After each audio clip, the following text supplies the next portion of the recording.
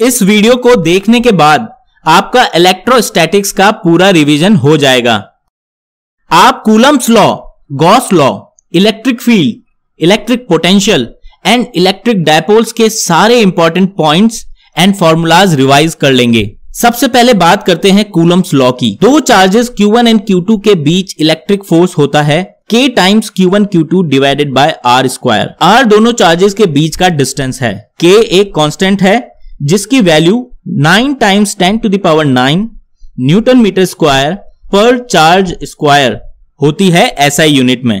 अगर बहुत सारे चार्जेस हैं तो नेट फोर्स किसी एक चार्ज पर बाकी सभी चार्जेस की वजह से जो इंडिविजुअल फोर्सेस हैं उन्हें ऐड करने पर मिलता है। Electric field lines imaginary lines होती हैं जो इलेक्ट्रिक फील्ड के बारे में दो इंफॉर्मेशन देती हैं। पहली, इलेक्ट्रिक फील्ड की डायरेक्शन। किसी पॉइंट P पर फील्ड की डायरेक्शन मिलती है उस पॉइंट से पास होने वाली फील्ड लाइन के उस पॉइंट पर टेंजेंट से। दूसरी बात, अगर किसी रीजन 1 में फील्ड लाइंस बहुत क्लोज हैं एज कंपेयर टू दूसरे रीजन 2 के, देन रीजन 1 में किसी पॉइंट A पर इलेक्ट्रिक फील्ड का मैग्नीट्यूड ज्यादा होगा रीजन 2 के पॉइंट B से। कोई भी चार्ज इन फील्ड लाइंस के अलोंग ही मूव होता है। दो इलेक्ट्रिक फील्ड लाइंस कभी इंटरसेक्ट या क्रॉस नहीं कर सकती। अगर पॉइंट चार्जेस की बात करें तो पॉजिटिव चार्ज से ये लाइंस बाहर की तरफ निकलती हैं और नेगेटिव चार्ज में ये लाइंस अंदर की तरफ आती हैं। दो पॉइंट चार्जेस एक साथ हो तो ये लाइंस पॉजिटिव चार्ज से निकलकर नेगेटिव चार्ज में टर्मिनेट होती हैं। और अगर दो पॉजिटिव चार्जेस हैं तो फील्ड लाइंस ऐसी दिखती हैं। इलेक्ट्रिक फील्ड की वैल्यू दोनों के बीच में किसी एक पॉइंट पर इस वाले केस में 0 होती हैं। सिमिलरली दो नेगेटिव चार्जेस की वजह से फील्ड लाइंस ऐसी दिखती है। अगर किसी चार्ज का मैग्नीट्यूड ज्यादा है तो उससे फील्ड लाइंस ज्यादा ओरिजिनेट या टर्मिनेट होगी एज कंपेयर टू जिसका चार्ज कम है। इलेक्ट्रिक फील्ड लाइंस कभी क्लोज लूप नहीं बना सकती हैं। Electric potential energy.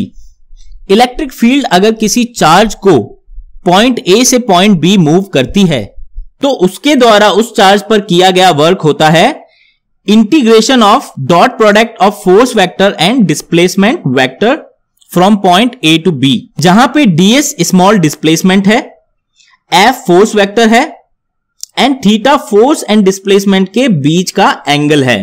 Electric field force एक कंजर्वेटिव फोर्स है, मतलब एक चार्ज को मूव करने में इस फोर्स ने जो वर्क किया है वो चार्ज की इनिशियल एंड फाइनल पोजीशन यानी point A and point B पर ही डिपेंड करता है और इस बात पर डिपेंड नहीं करता है कि उसने क्या पाथ या ट्रैजेक्टरी फॉलो की है। कंजर्वेटिव फोर्सेस के लिए ही potential and potential energy define कर सकते हैं। पॉइंट A पर जो पोटेंशियल एनर्जी है और पॉइंट B पर जो पोटेंशियल एनर्जी है दोनों का डिफरेंस ही वर्क डन होगा पॉइंट A से पॉइंट B के बीच में। लेकिन चेंज इन पोटेंशियल एनर्जी की बात करें तो वो होती है डेल्टा U यानी UB माइनस UA, जिसकी वैल्यू होगी negative of work done from point A to B। अगर वर्क डन पॉजिटिव है तो पोटेंशियल एनर्जी डिक्रीज होती है from point A to point B। दो पॉइंट चार्जेस के केस में इलेक्ट्रिक पोटेंशियल एनर्जी की वैल्यू होती है U equals to K Q1 Q2 divided by R, जहां R दोनों के बीच का डिस्टेंस है। अगर मोर देन 2 चार्जेस हैं तो टोटल इलेक्ट्रिक पोटेंशियल एनर्जी सभी पेयर ऑफ चार्जेस की वजह से जो इंडिविजुअल पोटेंशियल एनर्जी है उन्हें ऐड करके मिलती है। अगर 3 चार्जेस का केस देखें तो पोटेंशियल एनर्जी इस इक्वेशन से दी जाती है और मान लीजिए अगर चार्जेस 4 हैं तो पोटेंशियल एनर्जी इस इक्वेशन से दी जाएगी। इलेक्ट्रिक पोटेंशियल की बात करते हैं। Electric potential energy per unit charge होती है, या यूं समझें किसी यूनिट चार्ज को अगर पॉइंट A से पॉइंट B तक मूव करें तो जो वर्क डन इलेक्ट्रिक फोर्स ने किया है वो उन दोनों पॉइंट्स के बीच का पोटेंशियल डिफरेंस होता है। So potential at point A minus potential at point B equals to work done from point A to point B divided by the charge Q। अगर इलेक्ट्रिक फोर्स की जगह कोई एक्सटर्नल फोर्स है जो charge move कर रहा है तो उसके द्वारा किया वर्क दिया जाएगा इस इक्वेशन से, यहां ये external force positive charge Q0 को B से A मूव कर रहा है opposite to the electric field direction. इसीलिए work done by external force होगा negative of work done by electric force. अगर पॉइंट B इंफिनिटी पर है तो work done by external force होगा charge Q0 multiply by potential at point A, क्योंकि potential at infinity को 0 माना जाता है। पॉइंट चार्ज Q की वजह से किसी r डिस्टेंस पर पोटेंशियल की वैल्यू होती है KQ डिवाइडेड बाय R। अगर मोर देन 1 चार्जेस हैं तो किसी पॉइंट पर पोटेंशियल सभी चार्जेस की वजह से उस पॉइंट पर जो पोटेंशियल है उन्हें ऐड करके आता है। कंटिन्यूअस चार्ज डिस्ट्रीब्यूशन के लिए इसे लिखा जाता है इंटीग्रल फॉर्म में। इलेक्ट्रिक फील्ड और इलेक्ट्रिक पोटेंशियल जिस फंक्शन से रिलेट होते हैं वो ये फंक्शन है। यहां पर dv बाय dx होता है पोटेंशियल फंक्शन का partial differentiation with respect to x। Partial differentiation का मतलब होता है कि हम पोटेंशियल फंक्शन को, जिसमें कि x, y, z सभी वेरिएबल हैं, लेकिन अगर x के टर्म्स में पार्शियल डिफरेंशिएशन कर रहे हैं तो बाकी वेरिएबल्स को हम कांस्टेंट मान लेते हैं, यानी कि y एंड z को कांस्टेंट मान के हम x की टर्म्स में पोटेंशियल फंक्शन को डिफरेंशिएट करते हैं। अगर एक ही वेरिएबल है, जैसे रेडियल डायरेक्शन में डिस्टेंस r, तो लिख सकते हैं electric field equals to minus dv by dr। इसे इस तरह भी समझ सकते हैं कि जो पोटेंशियल और डिस्टेंस का ग्राफ है उसका जो किसी पॉइंट पे स्लोप है उसकी नेगेटिव वैल्यू उस पॉइंट पर इलेक्ट्रिक फील्ड की वैल्यू बताती है। यहां से अगर हम इंटीग्रेट करें तो हमें मिलता है VB minus VA equals to negative of integral from point A to point B of electric field vector dot displacement vector. यहां से पता लगता है कि इलेक्ट्रिक फील्ड लाइंस हमेशा हायर पोटेंशियल से लोअर पोटेंशियल की तरफ मूव करती हैं, क्योंकि इलेक्ट्रिक फील्ड की डायरेक्शन में VB माइनस VA नेगेटिव होगा, यानी VA is greater than VB। अगर इलेक्ट्रिक फील्ड के परपेंडिकुलर मूव करेंगे तो हर पॉइंट पर पोटेंशियल सेम होगा, क्योंकि उस केस में इलेक्ट्रिक फील्ड वेक्टर E और डिस्प्लेसमेंट वेक्टर dr का जो डॉट प्रोडक्ट है वो 0 होगा और potential at point A equals to potential at point B आ जाएगा। यूनिफॉर्म इलेक्ट्रिक फील्ड के लिए लिख सकते हैं V equals to E times D, जहां पे D दो पॉइंट्स के बीच में डिस्प्लेसमेंट का अलोंग इलेक्ट्रिक फील्ड कंपोनेंट होता है। अब बात करते हैं इक्विपोटेंशियल सरफेसेस की। इक्विपोटेंशियल सरफेसेस हैं वो 3 डायमेंशनल सरफेस जिस पर हर पॉइंट का इलेक्ट्रिक पोटेंशियल वैल्यू सेम होता है। इसका मतलब पोटेंशियल डिफरेंस किसी भी दो पॉइंट के बीच इस सरफेस पर 0 होगा और इसीलिए वर्क डन भी 0 होगा किसी भी दो पॉइंट्स के बीच। अगर वर्क डन 0 है मतलब इलेक्ट्रिक फील्ड हमेशा इस सरफेस के परपेंडिकुलर होगी। तो 2 पॉइंट्स याद रखें, electric field lines equipotential surfaces के परपेंडिकुलर होंगी और इलेक्ट्रिक फील्ड की डायरेक्शन के अलोंग पोटेंशियल की वैल्यू कम होती जाती है। अब बात करते हैं इलेक्ट्रिक डायपोल की। दो इक्वल एंड अपोजिट चार्जेस जब हमेशा एक फिक्स डिस्टेंस से सेपरेटेड रहते हैं तो इलेक्ट्रिक डायपोल कहलाते हैं। हर इलेक्ट्रिक डायपोल का एक मोमेंट होता है जिसे P से डिनोट करते हैं।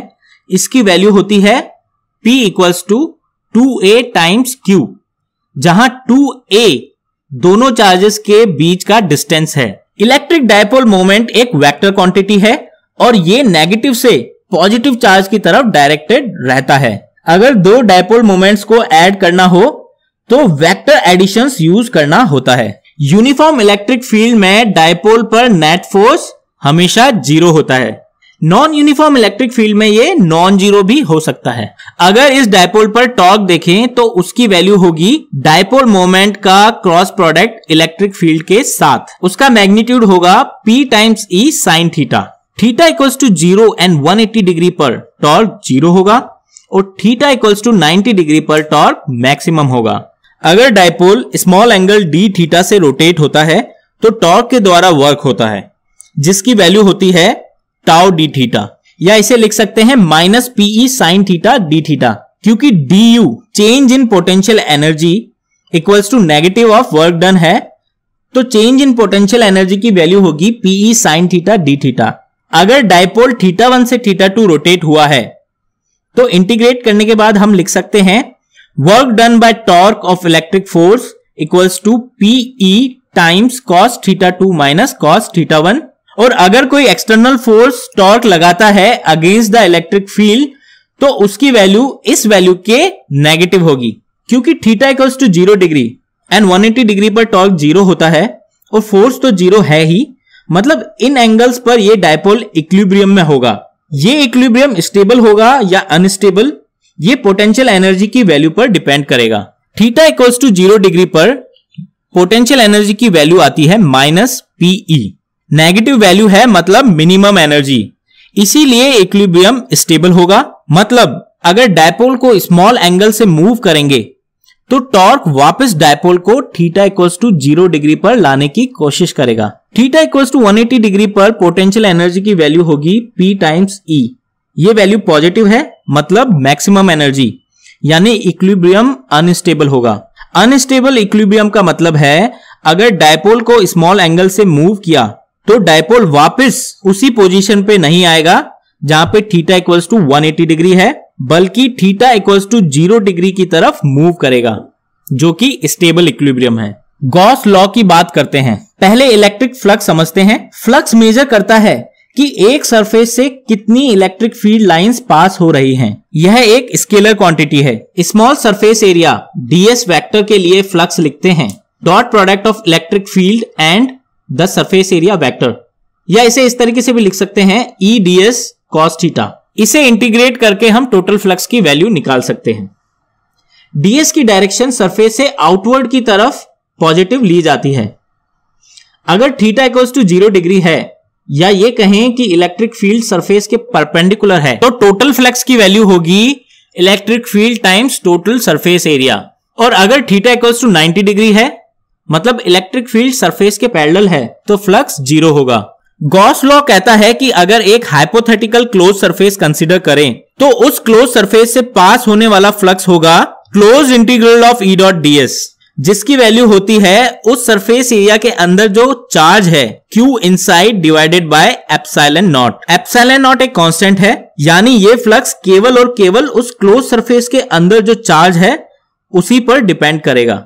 अब बात करते हैं कंडक्टर्स की। कंडक्टिंग मटेरियल के अंदर इलेक्ट्रिक फील्ड 0 होता है, क्योंकि कंडक्टर्स में इलेक्ट्रॉन्स फ्रीली मूव कर सकते हैं, और अगर कोई भी इलेक्ट्रिक फील्ड अंदर एग्जिस्ट करती है तो वो इलेक्ट्रॉन्स पर फोर्स एक्सर्ट करेगी, और इलेक्ट्रॉन्स तब तक मूव करेंगे जब तक रिजल्टेंट फील्ड वैल्यू 0 ना हो जाए। अगर इलेक्ट्रिक फील्ड 0 है तो गॉस लॉ से कह सकते हैं कि चार्ज एनक्लोज भी 0 होगा, यानी अगर हम कंडक्टर को कोई चार्ज Q देते हैं तो वो उसकी सरफेस पर ही रहेगा, अंदर नहीं। फील्ड लाइंस की बात करें तो क्योंकि कंडक्टर के अंदर इलेक्ट्रिक फील्ड 0 है, इसलिए कोई फील्ड लाइन कंडक्टर के अंदर एंटर नहीं कर सकती। ये लाइंस कंडक्टर की सरफेस के परपेंडिकुलर होती हैं।